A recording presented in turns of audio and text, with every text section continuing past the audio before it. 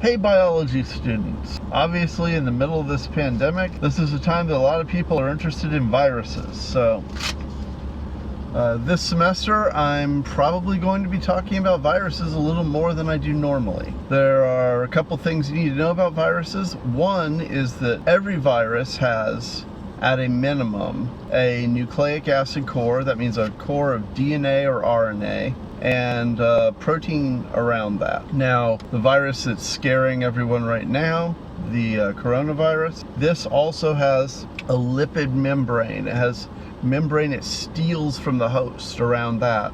And many of the things that you're hearing about to destroy the virus involve messing up that lipid membrane. You might notice I said destroy the virus. I don't like to use the word kill a virus because viruses are a little weird.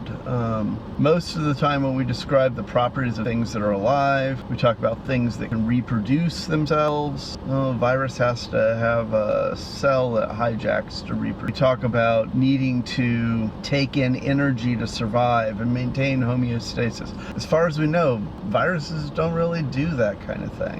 We talk about living things being able to grow, and viruses are assembled at the size they're going to be, and they stay at that size. They don't grow. Viruses don't need to take in energy. They don't grow.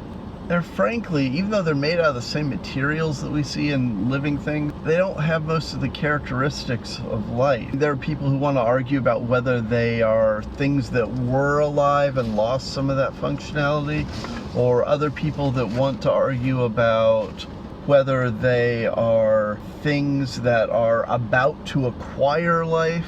I don't really care which way this goes. They can argue that all they want. What most people care about right now is how to destroy viruses. We'll talk a little bit more about viruses in the semester, but I wanted you to know that I understand that this being a biology class, viruses are going to be a big deal. They're going to be something that everybody cares about this semester more than normally, and we're probably going to talk about it a little bit more than normally because of that. I want you to feel like this class helps you to approach the world and know what's going on. Anyway, there's a little bit of information about viruses. We'll have a lot more, obviously.